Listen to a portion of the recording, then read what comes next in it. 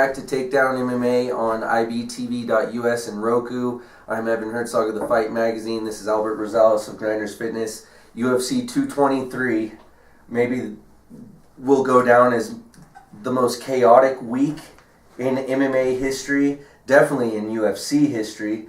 At the end of it all, when the dust settled, here we are with what I felt was a great card, capped off by one of our own here in Colorado, in my opinion, capping it off with her first title defense. That is Thug Rose Namajunas defending her title in an instant rematch against Joanna Jedrzejczyk, the most dominant strawweight champion in UFC history.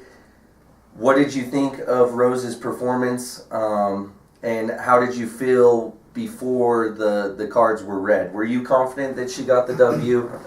Kind of elaborate on those things. Yeah, I was pretty confident she had won the fight. I had it 2-2 going into the last round, and then she clearly turned it up a notch in that fifth round.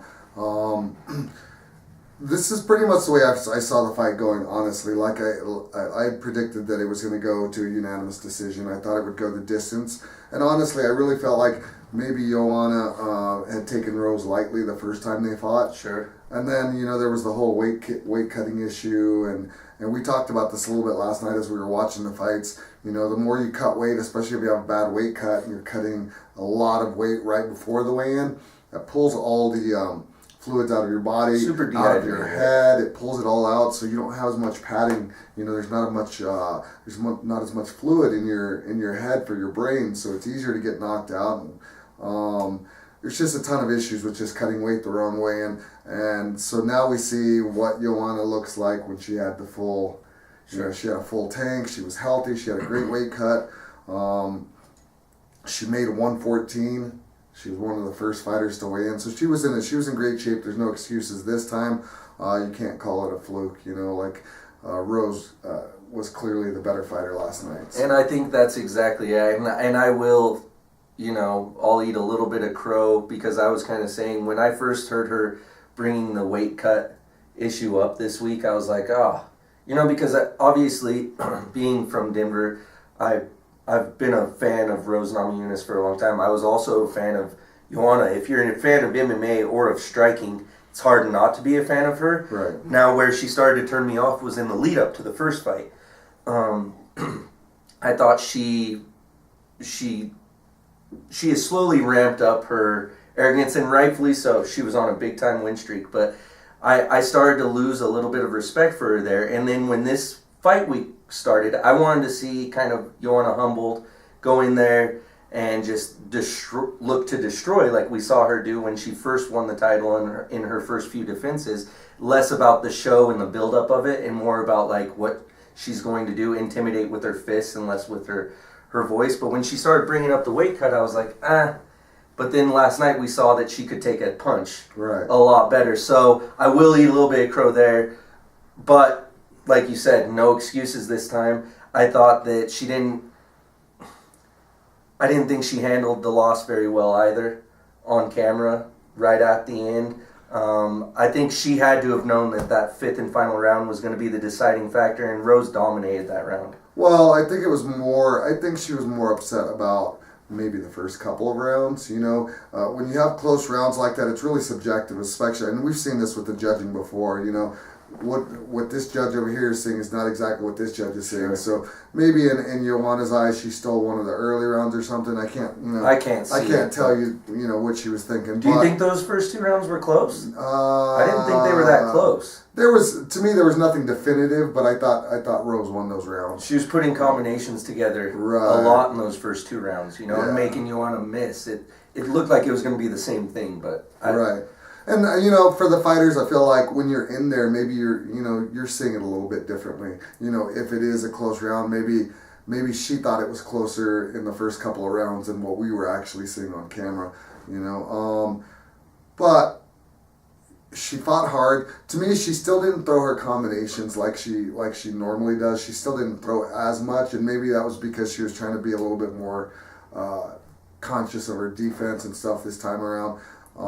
But man, Rose looked good, and athletes are always hypercritical of themselves in terms of their performance and stuff. And you saw Rose complain last night, saying she felt slow and flat-footed, Sure. and and that's not really what anybody else was saying. Like her footwork in and out, her range, everything was excellent. The only time she became flat-footed, that was forced by Joanna in those leg kicks, which a lot of credit to Joanna, showing her championship caliber, fight IQ to really take those middle 2 rounds by changing up the game plan a little bit, realizing it wasn't working.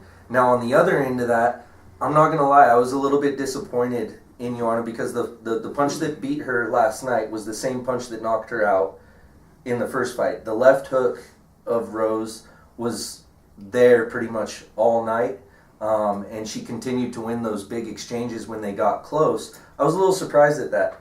I thought with Joanna's experience and just her striking ability and her mindset for the fight on the feet, I thought that was going to be the last punch that would hit her. I thought we'd have to see Rose, develop and evolve her striking even more. But at the end of the day, she kind of stuck to that same game plan that she did in the first fight, and it got her first title defense. And now, Joanna has 2 losses on her record, and they both belong to Thug Rose. Well, for me, I kind of feel like Rose's movement is what's throwing Joanna off. The style.